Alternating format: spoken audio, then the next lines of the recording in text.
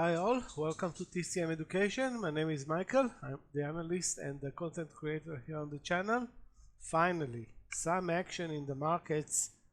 You are watching now the semiconductors ETF, SMH. Now take a look at yesterday's price action and volume versus previous days, weeks and months. And this is well, the biggest volume. It's not a surprise because volumes obviously are increasing on a big sell-off day, but the range, what does it mean? It means that this move was without a gap, and indeed this move was triggered by President Trump tweeting about putting 100% tariffs and export controls against China late Friday in response to a fast-moving trade dispute over the Asian nations' sale of rare metals and magnets to America and other countries. What does it mean? It means that Trump wants to put pressure on China to sell to the US and the rest of the world rare metals. I'm guessing without any imposed restrictions, and obviously that's going to hurt the U.S. And when it hurts the U.S., Trump will retaliate, and that's basically the deal yesterday. So the market is not selling off because any particular problem related to stocks, to OpenAI, inflation, nothing like that. That's beside the point. So that definitely came by a surprise to all traders and investors, this move. So as you can see, the semiconductor sector was the biggest loser yesterday, dropping nearly 6%. Actually recovered in the aftermarket, so let's call it 5.5%. Solar stocks got really burned. That's 5.5 plus 2 plus 3, that's almost 8.5, including the aftermarket. And of course China futures got hurt as well. Sorry, China ETF plus futures overnight, and we have the Nasdaq losing 3.5%. So that's a given. On the positive side, who stayed basically near the flat line? Consumer staples, clearly not a problem. They're not being imported from China. And the S&P 500, where is it? Lost 2.7% and another 0.13% in the aftermarket. So let's take a look actually at the chart of the S&P 500, which is very important to us. And again, we can clearly see, while semiconductors lost 5%, being that this is a sector that's really dependent on China, the S&P obviously has the whole US economy. It's dependent, but the S&P dropped from all-time highs. All-time highs were reached actually yesterday at 674, and it dropped nearly 3%. Let's round things up. Not a big deal. I mean, we want to see the next support level probably here around the 620 level, probably. I mean, I'm not going to draw Fibonacci right now, but this looks like a clear support level right now. Again, this is still another 4% away. Keep in mind that the market's been moving higher without any pullback for basically since April. So we have 6 months of a pure upside. Not even one big red day. This is the one. And when it comes from all-time highs, it's not a problem. Why it's not a problem? Because when would you take profits in this market if not at all-time highs? So this is the combination of some fear and profit taking. Now, that can change dramatically into Monday, when the markets open Monday, and then we'll see if this is a one and done type of pullback, or this issue with the tariffs will stay on the table until it's going to get resolved, and most likely it's going to get resolved at one point. So that's regarding the ETFs. I wanted to point out one ETF which is the best performing ETF this year by far, and that's the metals and rare metals and mining ETF XME. You can clearly see the breakout in this ETF like 4 months ago in June. At that time the breakout was at 60, and it's trading. It traded yesterday at 100, actually at one point over 100. So this is by far the best performing ETF so far, again this year, and the reason why the rest of the market is crashing is obviously rare metals. Okay, let's move on now to individual stocks that performed or basically underperformed yesterday.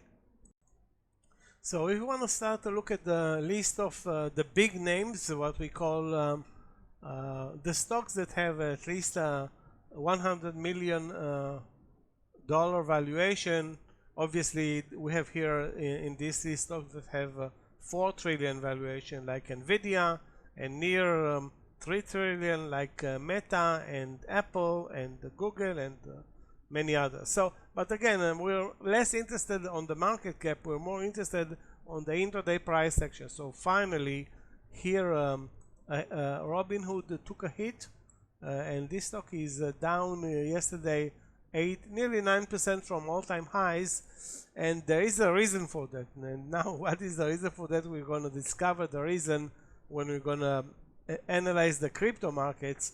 But basically one of the headlines for this drop in Robinhood was the cryptocurrency industry saw a 19.1 billion in liquidations within 24 hours, with over 1.6 million people liquidated, each number setting a new record in a 10-year industry. So what happened here in Robinhood, it's not a problem in Robinhood, the problem is in crypto. And we'll see again, like I said, what happened in crypto in a couple of minutes. So yesterday, obviously, Robinhood, because of crypto, Alibaba, because it is a Chinese stock, dropped significantly, 8%. And this is how the chart of Alibaba looks, really ugly. After reaching nearly 200 a week ago, 10 days ago, the stock has retreated substantially. So nearly 200, 190, now at 160. That's $30. That's 15%, including 8 yesterday. Again, volatility goes both ways. So the stock delivered an amazing move over the last month. Since the beginning of September, the stock was up nearly 50%, and profit taking came. Obviously, what happened yesterday is a big surprise. Also, Taiwan Semiconductor lost big yesterday. Nvidia, as you can see, Palantir. Basically, the whole Nasdaq was hit by a huge sell-off wave. Keep in mind, the Nasdaq, as much as the S&P, is trading at all-time highs. When you trade at all-time highs, profit taking is on the table every day, and where there is a big reason, like the reason that that we just mentioned. So there is profit taking. Nothing is wrong with either of the stocks at this point. Again, I don't know how this 100% tariffs on imposed on China will obviously hit or hurt Alibaba. I don't know how much they're going to hurt Google or Nvidia or Tesla, which I don't know. Is it importing cars from China to the US? I doubt it. Anyway, that's a fast lookout in the leading stocks. Now we're talking about leading names that actually did not lose that much. We can see Netflix down barely 1%. Walmart, obviously, it's a consumer discretionary, so nothing to worry there. People in the US will still buy food and all kinds of stuff. Oracle lost barely 1%. JP, that's the biggest financial company in the S&P 500, lost only 1.5%. And again, Tesla is definitely going to be on the spotlight on Monday as well. And obviously all the semiconductors that have any business in China and Taiwan. And Robinhood, we'll see how Robinhood is going to react. Keep in mind, this is actually a great trading opportunity. This 8% pullback in, sorry, I'm showing the TSM chart, but let's move back to Robinhood. Let me bring in the chart. Here's the chart. This nearly 9% pullback in Robinhood, it's a great trading opportunity. So I will mention it obviously come Monday, but those who are watching this video, immediately put Robinhood in on your watch list. As much as maybe Tesla, Palantir, all the big losers, but I would start with Robinhood. Okay, and again, it's easy to understand what's happening in Robinhood, because if Bitcoin is going to recover over the weekend, clearly there's going to be an opportunity there. Again, you'll have to trade the chart, not what I'm talking about right now, because again, it may gap up, then move down, so let's not go ahead of ourselves.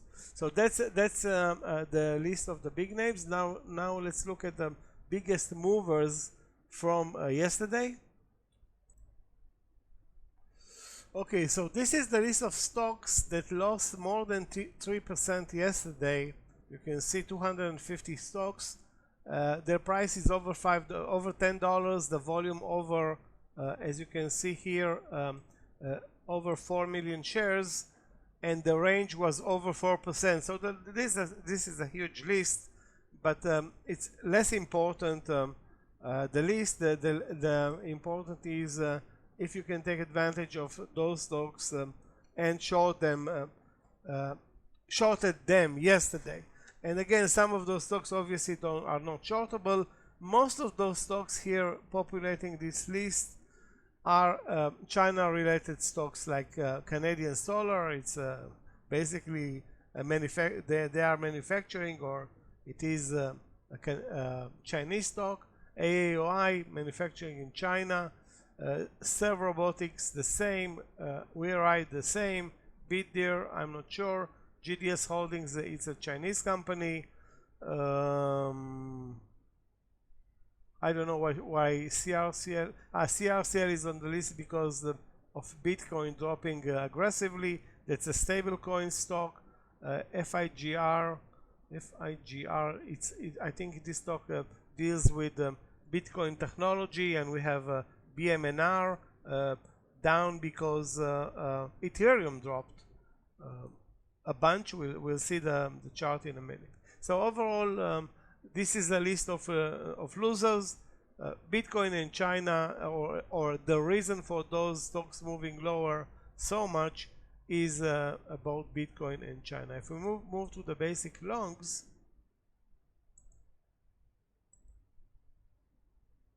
let me arrange the list.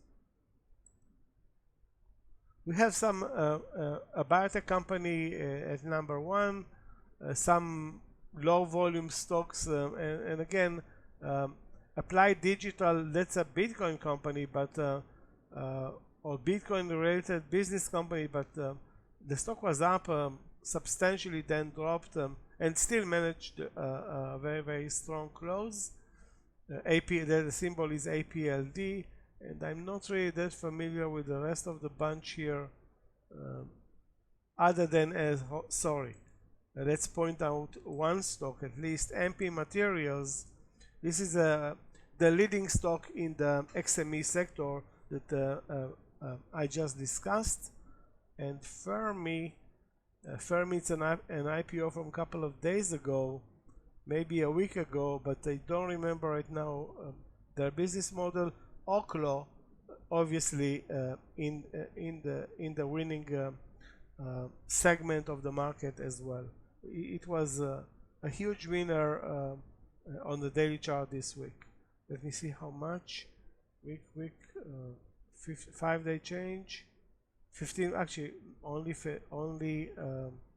15% this week. Okay, so maybe not that amazing. I mean, 15% is amazing, but talking about Oklo, we're talking about Oklo here. Okay, let's move now to the last segment of this recap and talk about cryptos. Okay, so this is the chart that basically depicts what happened yesterday in crypto. Now, if you look, guys, at this move here from 117 basically down to 102. Okay, that happened in a matter of each bar here is 5 minutes. So you can see 1, 2, 3, 4, 5, 6, nearly 7 to 8 bars. In a matter of 1 hour, Bitcoin lost, I don't know, 13-14% of its value. Now, does it happen very often in crypto? No, it doesn't. What triggered this event? You all know the renewed beef between Trump and China. This time over the rare metals or rare minerals issue. Now, again, what is a flash crash? A flash crash is an uncontrollable sell-off event. Now, what causes the flash crash is poor liquidity and stop losses. Now, keep in mind, if you trade Bitcoin, let's say you enter the position at 115 or 118, and you have a stop loss of 1% or 2% or 3%, I don't know. I mean, there are stop losses along the way. Now, when the price moves lower and hits stop losses that are in the platform, okay, what happens is that each stop loss activates more sellers, more and more sellers. That creates a liquidity vacuum where there are no buyers, and this is why it's called the flash crash. It doesn't resemble the flash crash that happened in stocks. I don't remember when was it, like 10 years ago, when some individual stocks moved to zero and recovered. This is a real flash crash, not caused by the platform. Okay, and obviously the liquidity is a problem here. So there wasn't enough liquidity to absorb the array of sellers. And again, those are not intentional sellers. Those are basically traders that had stop losses in the platform, and once the stop loss is activated, let's say at 114, and drives the market lower, then it activates the stop losses at 113, then at 112, and so forth until the market recovered. Now, what triggers the recovery? I don't know if those are limit buyers, algo buyers. I don't know how this whole event works, and there are so many participants here in this market. Bitcoin, the biggest and most important crypto. But again, anybody that had a crypto in the platform, or and I forgot to talk about this event, you don't have a stop loss in the platform, but you are leveraged. Okay, so if you are leveraged by, let's say, 50%, okay, then you are able to survive this. But if you are leveraged by 80 or 90%, and the price goes down 20% or 12% or 15%, you are moving above your leverage, and the broker is going to liquidate your position. And I don't know how big is the part of this liquidation, but let me bring in the article, and –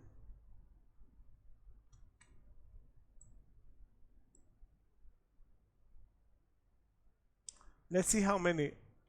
I don't know who created this report, but the report says the cryptocurrency industry saw over 1.9 billion in liquidations. That's not that's of course a dollar number. How many accounts were liquidated? I don't know. But this is obviously one of the reasons that Robinhood dropped a lot, because they have a lot of crypto accounts, and those accounts are worth nothing to Robinhood because they are liquidated. And it's possible that Robinhood incurred some losses. I don't know. I mean, I'm not familiar with their risk management. But when this event happens, it can really bring down brokers. Obviously, not the size, the brokers the size of